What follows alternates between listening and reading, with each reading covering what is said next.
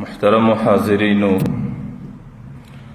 ستاسو په حضور کې ما د قرآن کریم د سوره حجرات یو آیات تلاوت کړي. دی آیات کې الله تعالی د مسلمانانو د پاره د اسلامی دین یو اصول بیان کړي دي چې د هغې اصولو پر بنیاد باندې الله تعالی دا دین د نورو ادیانو څخه ممتاز او جلا ګرځولی دی. د هغې اصولو پر بنیاد باندې الله تعالی د دین ته پر نورو ادیانو باندې فضیلت ورکړی دی. که چیرې مسلمانان په خپل مابین کې د هغې اصولو رعایت وکړي او مسلمانان په خپل مابین کې د هغې اصولو لحاظ وکړي او زندگی پر هغه اصولو باندې تیره کړي، بیا چې د مسلمانانو په مابین کې څومره فتنې راځي او د مسلمانانو په مابین کې څومره نفرتونه او بغضونه راځي او د مسلمانانو په مابین کې څومره ستړي حالات راځي، الله تعالی به در ډېره حده پورې مسلمان قوم د هغه فتنو څخه محفوظه کړي. زه ستاسو په حضور کې د قرآن کریم د هغه آیات یو ځل ترجمه کوم او د هغې څخه وروسته بیا د هغې لږ وضاحت او تشریح کوم. الله تعالی انسانانو ته خطاب کوي، یا ایها الناس. خطاب صرف مسلمانانو ته نه دی، الله تعالی خبره مسلمانانو ته نه کوي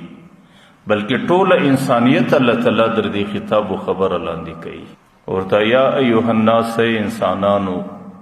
انا خلقناکم من ذکر و انثی، موږ تاسو د یو نارینه او د یو زنانې څخه پیدا کړي یاست. ستاسو د ټوله نسل پیدایش دا د یو نارینه څخه سوی دی چې د هغې نوم حضرت آدم علیه السلام دی. ستاسو د ټوله نسل پیدایش د یوې زنانې څخه سوی دی چې د هغې نوم حضرت حوا علیه السلام دی. نو انسانیت تاسو د یو پلار او د یو مور زامن او اولاد بلل کیږئ. وجعلناکم شعوبا وقبائل، چې کله د دې څخه لاندې رالاست نو بیا ما ستاسو په مابین کې قبیلې جوړې کړې، قومونه رالو او شعوب رالی او خاندانونه رالو او کورنۍ رالی چې دا پلانکی قوم و قبیله ده، دا فلان قوم و قبیله ده، دا فلان خاندانو کورنۍ دی او دا د فلان خاندانو کورنۍ دی. نو بیا وروسته ستاسو په مابین کې قومیتونه رالو، قبیلې سوې، قومونه سو، خاندانونه او کورونه سو. لیکن کمی قبیلې او خاندانونه چې ستاسو په مابین کې الله وایي موږ جوړ کړل، دا د دې لپاره نه چې دا قبیله پر دې قبیله فضیلت لري،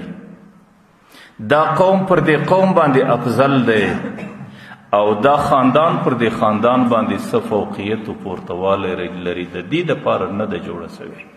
د څه دپاره جوړه سوه؟ الله تعالی وایي لتعارفو، چې ستاسو په خپل مابین کې تعارف و شناخت سره اوسي، چې تاسو یو د بله سره امتیاز و جلاوالی وکړئ او په خپل مابین کې یو د بله سره تعارف و شناخت وکړئ او یو د بله سره په ښه طریقه پیژندګلونه وکړئ. د دې زه تاسو ته یو مثال پیښوم. لکه یو دوه درې کسان دي، د هغې ټولو نوم عبدالله دی، د دې سړي نوم هم عبدالله دی، د دې نوم هم عبدالله دی، د دې نوم هم عبدالله دی.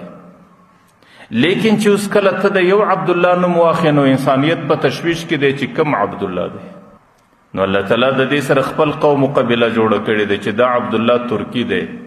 او د دې سره خپل قوم و قبیله ده چې دا عبدالله عربي دی، او د دې سره خپل قوم و قبیله ملګری ده چې دا عبدالله عجمي دی. نو الله تعالی وایي چې ما ستاسو په مابین کې قومیتونه او قبیلې چې جوړې کړي، دې کې زما مقصد دا و لتعارفو، چې تاسو ته پیژندګلونه اسانه سي او تاسو په خپل مابین کې یو د بله سره په اسانه باندې شناخت او پیژندګلونه سره وکړئ. د دې دپاره نه ده چې دا قوم و قبیله پر دې باندې افضله ده او دا قوم و قبیله پر دې باندې عزتمنه ده. نه، الله تعالی وایي عزت معیار هغه قوم و قبیله نه ده، د عزت معیار هغه کور و خاندان نه دی، د عزت معیار هغه څه شعب نه دي او څه قبایل نه دي، بلکې د عزت معیار الله تعالی وایي زما حضور کې یو شی دی، ان اکرمکم عند الله اتقاکم، چې تاسو کې کم سړی تقوادار سو هغې زما حضور کې عزتمن بلل کیږي. هغې که د عربو سره تعلق لري، که د عجمو سره تعلق لري، هغې که په رنګ باندې تور دی، که په رنګ باندې سپین دی،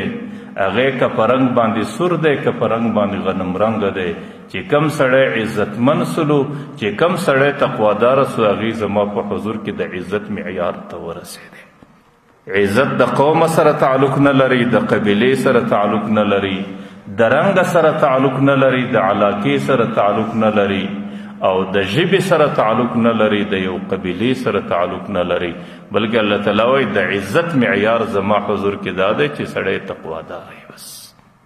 که مالدار دی که مسکین دی او که تور دی که سپین دی او که عرب دی که عجم دی، چې کم سړی زندگی پر تقوا تیره که الله تعالی وایي زما حضور کې د عزت و د فضیلت مالک هغه انسان